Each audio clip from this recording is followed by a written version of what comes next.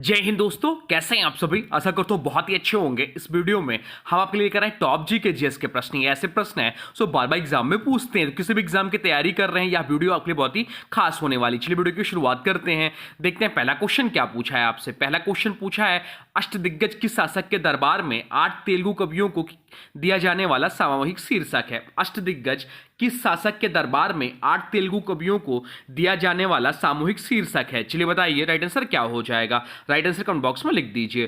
तो right answer जो हो जाएगा वो हो जाएगा ऑप्शन ए, श्री कृष्ण देव राय इस प्रश्न का राइट आंसर हो जाएगा। अष्टदिग्गज विजयनगर साम्राज्य के तुलुप वंश के महान शासक श्री कृष्ण देव राय, जिनका कार्य पीरियड था 1509 से लेकर 1529 तक। अब तक 1529 तक इन्होंने शासन किया। के दरबार में 8 तेलुगु कवि थे। इनके ही दरबार में 8 तेलुगु कवि थे। इन कवियों को तेलुगु साहित्य और कविता में उनके अद्वितीय योगदान के लिए यह सामूहिक उपाधि दी गई। क्या? तो अष्टदिग्गज। कृष्णदेव राय स्वयं भी महान साहित्य प्रेमी थे और कवि थे। इन्होंने इनकी रचना आमुक्त मालद्य प्रसिद्ध है। बाकी ऑप्शन में दिया है अल्लाह सानी पेदानाना, तो यह आंध्र कविता पितामह कहे जाते हैं। अष्टदिग्गजों में से प्रमुख थे। नंदी थिमान की बात करें तो अष्टदिग्गजों में से ये भी एक कवि थे। तेनाली रामकृष्ण की बात करें तो प्रसिद्ध हास्य कवि और अष्टदिग्गजों में से ये भी एक थे।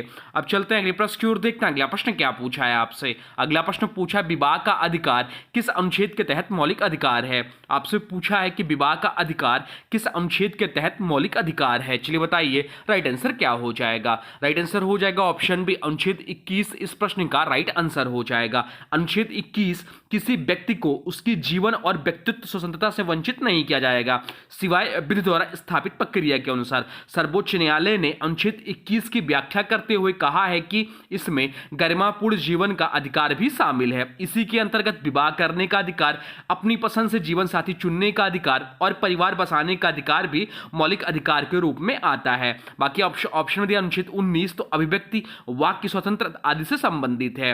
अनुच्छेद 25 जो है धर्म की स्वतंत्रता से संबंधित है। अनुच्छेद 16 जो है समान अवसर के साथ रोजगार का अधिकार से संबंधित है। अब चलते हैं अगले प्रश्न की ओर। देखते हैं अगला प्रश्न क्या पूछा है आपसे। अगला प्रश्न पूछा है, चित्तौड़गढ़ किले को किस वर्ष में यूनेस्को की विश्व धरोहर स्थल के रूप में नामित किया गया। आपसे पूछा है कि चित्तौड़गढ़ किले को किस वर्ष में यूनेस्को की विश्व धरोहर स्थल के रूप में नामित किया गया था। चलिए बताइए राइट आंसर क्या हो जाएगा। राइट आंसर कमेंट बॉक्स में लिख दीजिए। बताइए क्या हो जाएगा। राइट आंसर हो जाएगा ऑप्शन बी, 2013 इस प्रश्न का राइट आंसर हो जाएगा। चित्तौड़गढ़ किला राजस्थान भारत का सबसे बड़ा किला है। इसे 2013 में यूनेस्को द्वारा हिल फोर्ट्स ऑफ राजस्थान समूह के हिस्से के रूप में विश्व धरोहर स्थल में शामिल किया गया। इस समूह में कुल 6 किले शामिल हैं। चित्तौड़गढ़ किला, कुंभलगढ़ किला, रणथंभौर किला, गागरोन किला, आमेर किला और जैसलमेर किला। अब चलते हैं अगले प्रश्न की ओर। देखते हैं अगला प्रश्न क्या पूछा है आपसे। अगला प्रश्न पूछा है, लोकसभा के अध्यक्ष को अपना त्यागपत्र किसे भेजना होता है। आपसे पूछा है कि लोकसभा के अध्यक्ष को अपना त्यागपत्र किसे भेजना होता है। चलिए बताइए राइट आंसर क्या हो जाएगा। राइट आंसर कमेंट बॉक्स में लिख दीजिए। देखिए देखते हैं आपका राइट आंसर सही होता है या नहीं। तो ऑप्शन सी इस प्रश्न का राइट आंसर हो जाएगा, लोकसभा के उपाध्यक्ष। भारतीय संविधान के अनुच्छेद 94 के अनुसार यदि लोकसभा अध्यक्ष अपना त्यागपत्र देना चाहते हैं तो वह इसे लोकसभा के उपाध्यक्ष यानी कि डिप्टी स्पीकर को संबोधित करते हैं। इसी तरह यदि उपाध्यक्ष त्यागपत्र देना चाहे तो वह इसे अध्यक्ष को संबोधित करते हैं। अब चलते हैं अगले प्रश्न की ओर। देखते हैं अगला प्रश्न क्या पूछा है आपसे। अगला प्रश्न पूछा है, अफ्रीका का सबसे ऊंचा पर्वत किलिमंजारो किस देश में स्थित है। आपसे पूछा कि अफ्रीका का सबसे ऊंचा पर्वत कौन सा है, तो किलिमंजारो है। यह आपसे पूछा कि किस देश में स्थित है। चलिए बताइए राइट आंसर क्या हो जाएगा। राइट आंसर हो जाएगा ऑप्शन ए, तंजानिया में स्थित है। ऑप्शन ए इस प्रश्न का राइट आंसर हो जाएगा। माउंट किलिमंजारो अफ्रीका का सबसे ऊंचा पर्वत है। इसकी ऊंचाई लगभग 5895 मीटर है। यह पर्वत तंजानिया में स्थित है और इसमें 3 प्रमुख ज्वालामुखीय शिखर हैं। अब चलते हैं अगले प्रश्न की ओर। देखते हैं अगला प्रश्न क्या पूछा है आपसे। अगला प्रश्न जो पूछा है वह पूछा है, प्रसिद्ध अंबुबाची मेला किस मंदिर से संबंधित है। आपसे पूछा है कि प्रसिद्ध अंबुबाची मेला जो है किस मंदिर से संबंधित है। चलिए बताइए राइट आंसर क्या हो जाएगा। राइट आंसर हो जाएगा ऑप्शन डी, कामाख्या मंदिर से संबंधित है अंबुबाची मेला। अंबुबाची मेला असम की राजधानी गुवाहाटी के कामाख्या देवी मंदिर में आयोजित होता है। यह हर साल जून महीने में मनाया जाता है। इसे पूर्व का महाकुंभ भी कहा जाता है। क्वेश्चन पूछ लेता है कि पूर्व का महाकुंभ किसे कहा जाता है, तो अंबुबाची मेला को पूर्व का महाकुंभ भी कहा जाता है। यह मेला मां कामाख्या देवी की शक्ति और उग्रता से जुड़ा हुआ है। बाकी विकल्पों की बात करें, तिरुपति मंदिर जो है वह आंध्र प्रदेश में है और भगवान वेंकटेश्वर को समर्पित है। कोणार्क सूर्य मंदिर उड़ीसा में सूर्यदेव को समर्पित यह मंदिर है। जगन्नाथ मंदिर की बात करें तो पुरी उड़ीसा में स्थित और रथ यात्रा के लिए प्रसिद्ध है। अब चलते हैं अगले प्रश्न की ओर, देखते हैं अगला प्रश्न क्या पूछा है आपसे। अगला प्रश्न पूछा है, लोकसभा और राज्यसभा की सदस्यता के लिए पात्र होने के लिए आवश्यक न्यूनतम आयु क्या है? चलिए बताइए राइट आंसर क्या हो जाएगा। तो लोकसभा के लिए जो न्यूनतम आयु होता है वह 25 वर्ष होता है और राज्यसभा के लिए जो होगा वह होगा आपका 30 वर्ष। तो राइट आंसर हो जाएगा 25 वर्ष और 30 वर्ष। तो ऑप्शन ए इस प्रश्न का राइट आंसर हो जाएगा। लोकसभा सदस्य बनने के लिए न्यूनतम आयु 25 वर्ष होना चाहिए और राज्यसभा का सदस्य बनने के लिए न्यूनतम आयु 30 वर्ष होना चाहिए। इसके अतिरिक्त शर्तें जो होगी वह होगा, भारत का नागरिक होना चाहिए, किसी अपराध के लिए आयोग घोषित ना किया गया हो, अन्य शर्तें संसद द्वारा बनाई गई है। अब चलते हैं अगले प्रश्न की ओर, देखते हैं अगला प्रश्न क्या पूछा है आपसे। अगला प्रश्न जो पूछा है वह पूछा है, सूचना तथा सार्वभौमिक पहुंच के लिए अंतर्राष्ट्रीय दिवस कब मनाया जाता है? आपसे पूछा है कि सूचना तथा सार्वभौमिक पहुंच के लिए अंतर्राष्ट्रीय दिवस कब मनाया जाता है। चलिए बताइए राइट आंसर क्या हो जाएगा। राइट आंसर हो जाएगा ऑप्शन सी, 28 सितंबर को मनाया जाता है। ऑप्शन सी इस प्रश्न का राइट आंसर हो। सूचना तथा सार्वभौमिक पहुंच के लिए अंतर्राष्ट्रीय दिवस हर साल 28 सितंबर को मनाया जाता है। इसे पहली बार 2015 में घोषित किया गया था और यूनेस्को द्वारा इसे प्रोत्साहित किया जाता है। 2019 में संयुक्त राष्ट्र महासभा ने इसे आधिकारिक अंतर्राष्ट्रीय दिवस के रूप में मान्यता दी। इसका उद्देश्य सभी नागरिकों के लिए सूचना का अधिकार, पारदर्शिता और जवाबदेही सुनिश्चित कराना है। बाकी ऑप्शन में 26 सितंबर तो विश्व पर्यावरण दिवस स्वास्थ्य दिवस मनाया जाता है। विश्व पर्यावरण स्वास्थ्य दिवस मनाया जाता है 26 सितंबर को। 27 सितंबर को विश्व पर्यटन दिवस मनाया जाता है। अब चलते हैं अगले प्रश्न की ओर, देखते हैं अगला प्रश्न क्या पूछा है आपसे। अगला प्रश्न पूछा है, भारतीय संविधान का भाग 2 निम्नलिखित में से किसके बारे में उल्लेख करता है? आपसे पूछे कि भारतीय संविधान का भाग 2 लिखित में से किसके बारे में उल्लेख करता है। चलिए बताइए राइट आंसर क्या हो जाएगा। तो भाग 2 जो संबंधित है वो नागरिकता से संबंधित है। ऑप्शन ए इस प्रश्न का राइट आंसर हो जाएगा। भारतीय संविधान का भाग 2 जो कि अनुच्छेद 5 से 11 तक नागरिकता यानी कि सिटीजनशिप से संबंधित है। इनमें उल्लेख है कि संविधान लागू होने के समय 26 जनवरी 1950 कौन कौन भारत का नागरिक होगा। नागरिकता प्राप्त और खोने के आधार बताया गया है। संसद को अधिकार है कि वह नागरिकता से संबंधित विधि बनाए, जैसे नागरिकता अधिनियम 1955। अब चलते हैं अगले प्रश्न की ओर, देखते हैं अगला प्रश्न क्या पूछा है आपसे। अगला प्रश्न जो पूछा है वह पूछा है, निम्नलिखित में से किस वायसराय के शासनकाल के अंतर्गत दूसरा और तीसरा गोलमेज सम्मेलन हुआ था? आपसे पूछा है कि निम्नलिखित में से किस वायसराय के शासनकाल के अंतर्गत दूसरा और तीसरा गोलमेज सम्मेलन हुआ था। चलिए बताइए राइट आंसर क्या हो जाएगा। राइट आंसर हो जाएगा ऑप्शन सी, लॉर्ड विलिंगटन इस प्रश्न का राइट आंसर हो जाएगा। गोलमेज सम्मेलन राउंड टेबल कॉन्फ्रेंस लंदन में भारतीय संविधान सुधारों पर चर्चा के लिए आयोजित किए गए थे। कुल 3 सम्मेलन हुए हैं गोलमेज। पहला गोलमेज सम्मेलन 1930 में हुआ, इस समय वायसराय थे लॉर्ड इरविन के समय। दूसरा गोलमेज सम्मेलन 1931 में हुआ, लॉर्ड विलिंगटन जो थे इस समय वायसराय थे। और तीसरा गोलमेज सम्मेलन भी इन्हीं के समय हुआ 1932 में। दूसरे सम्मेलन में महात्मा गांधी कांग्रेस के एकमात्र प्रतिनिधि के रूप में शामिल हुए गांधी इरविन समझौते के बाद। अब चलते हैं अगले प्रश्न की ओर, देखते हैं अगला प्रश्न क्या पूछा है आपसे। अगला प्रश्न पूछा है, ऑपरेशन विजय निम्नलिखित में से किस युद्ध से संबंधित है? आपसे पूछा है कि ऑपरेशन विजय जो है निम्नलिखित में से किस युद्ध से संबंधित है। चलिए बताइए राइट आंसर क्या हो जाएगा। राइट आंसर हो जाएगा ऑप्शन डी, कारगिल युद्ध से संबंधित है। ऑपरेशन विजय 1999 में भारतीय सेना का यह सैन्य अभियान था जो कारगिल युद्ध के दौरान चलाया गया। यह युद्ध मई से जुलाई 1999 तक जम्मू कश्मीर के कारगिल द्रास क्षेत्र में हुआ। पाकिस्तान के सैनिकों और घुसपैठियों ऊंची पहाड़ियों पर कब्जा जमाए हुए थे। भारतीय सेना ने ऑपरेशन विजय के तहत इन पर विजय प्राप्त की। इस युद्ध में भारतीय वायुसेना ने भी हिस्सा लिया, जिसे ऑपरेशन सफेद सागर कहा गया। अब चलते हैं अगले प्रश्न की ओर, देखते हैं अगला प्रश्न क्या पूछा है आपसे। अगला प्रश्न जो पूछा है वह कौन सी बेरोजगारी होती है जब लोगों को वर्ष के कुछ महीने के दौरान नौकरी नहीं मिल रही होती है। आपसे पूछा है कि वह कौन सी बेरोजगारी होती है जब लोगों को वर्ष के कुछ महीनों के दौरान नौकरी नहीं मिल रही होती है। चलिए बताइए राइट आंसर क्या हो जाएगा। राइट आंसर हो जाएगा ऑप्शन सी, मौसमी बेरोजगारी उसे कहते हैं।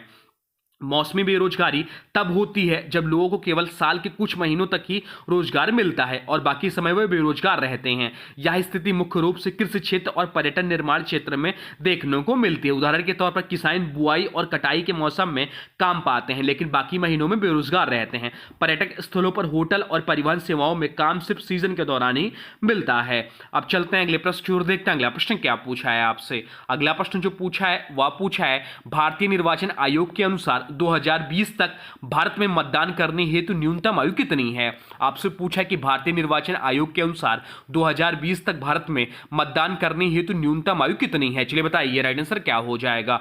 राइट आंसर हो जाएगा ऑप्शन डी 18 वर्ष। ऑप्शन डी इस प्रश्न का राइट आंसर हो जाएगा। भारत में मतदान करने की न्यूनतम आयु 18 वर्ष है। यह प्रावधान 61वां संविधान संशोधन अधिनियम 1988 के माध्यम से किया गया। पहले मतदान आयु सीमा 21 वर्ष थी, जिसे घटाकर 18 वर्ष किया गया। यह प्रावधान 1989 के आम चुनाव में लागू हुआ। इसका उद्देश्य युवाओं की लोकतंत्र में अधिक भागीदारी सुनिश्चित करना था।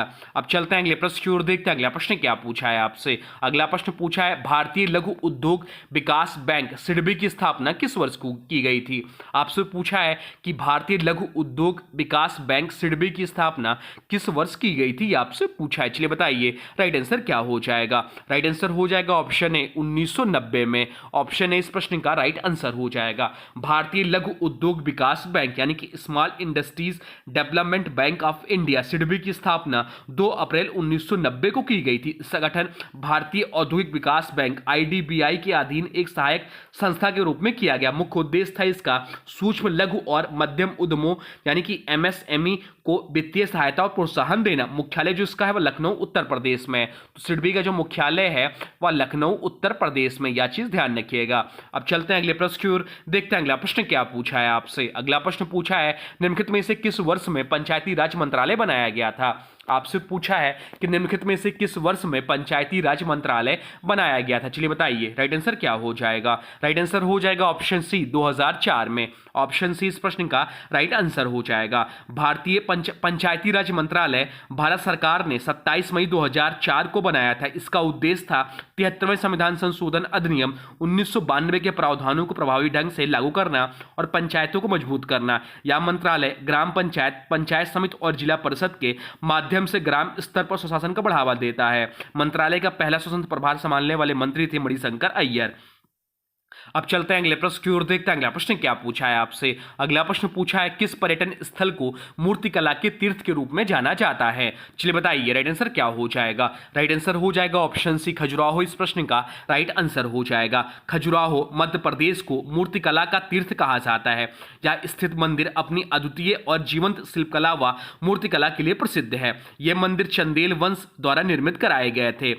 यहाँ कुल 85 मंदिर बनाए गए थे, जिनमें आज लगभग 25 मंदिर ही सुरक्षित है। यह स्थल यूनेस्को विश्व धरोहर स्थल में भी शामिल है। अब चलते हैं अगले प्रश्न की ओर, देखते हैं अगला प्रश्न क्या पूछा है आपसे। अगला प्रश्न जो पूछा है वह पूछा है निम्नलिखित में से कौन सा दुनिया का सबसे बड़ा ग्लेशियर है? आपसे पूछा है कि निम्नलिखित में से कौन सा दुनिया का सबसे बड़ा ग्लेशियर है। चलिए बताइए राइट आंसर क्या हो जाएगा। राइट आंसर हो जाएगा ऑप्शन बी लेम्बर्ट फिशर ग्लेशियर इस प्रश्न का राइट आंसर हो जाएगा। लेम्बर्ट फिशर ग्लेशियर दुनिया का सबसे बड़ा ग्लेशियर है और यह जो है अंटार्कटिका में स्थित है। यह पृथ्वी के कुल मीठे पानी के विशाल हिस्से को अपने अंदर समेटे हुए है।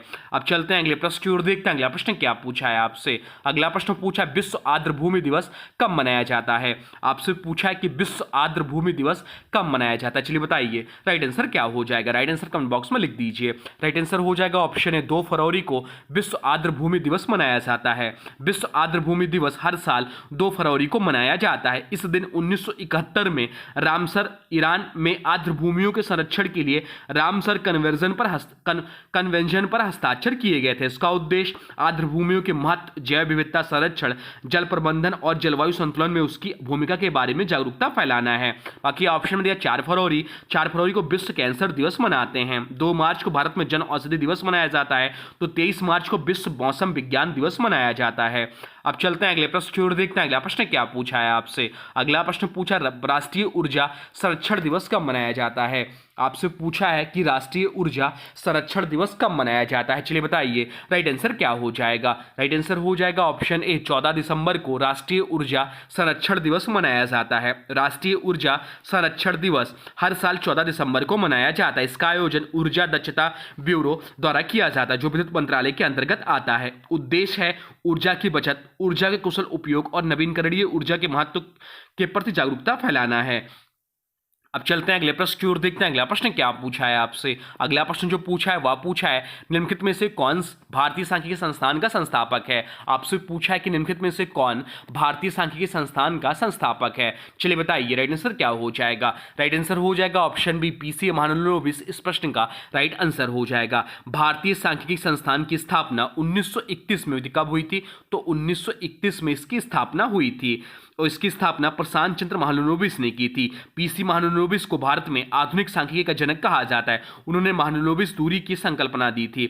योजना आयोग में उन्होंने भारत की द्वितीय पंचवर्षीय योजना के निर्माण में महत्वपूर्ण योगदान दिया था। द्वितीय पंचवर्षीय योजना का जो कार्य पीरियड था वह 1956 से 1961 तक रहा। तो ये रहे आपके टॉप जी के जीएस के प्रश्न जो आपके आने वाले एग्जाम के लिए बहुत ही महत्वपूर्ण है। अब आज के वीडियो से प्रश्न है, इसका राइट आंसर आप लोगों को कमेंट बॉक्स में बताना है। आज के वीडियो से प्रश्न है भारतीय संविधान का भाग 2 निम्नलिखित में से किसके बारे में उल्लेख करता है। आपसे पूछा है कि भारतीय संविधान का भाग 2 निम्नलिखित में से किसके बारे में उल्लेख करता है। इसका जो भी राइट आंसर हो कमेंट बॉक्स में जरूर बताइए। और हाँ देखिए, अभी तक आपने वीडियो को लाइक नहीं किया है तो प्लीज वीडियो को लाइक कर दीजिए और चैनल पर नए चैनल को सब्सक्राइब भी कर लीजिए। तो चलिए मिलते हैं एक नए वीडियो में, तब तक के लिए thanks for watching railway exam target channel को।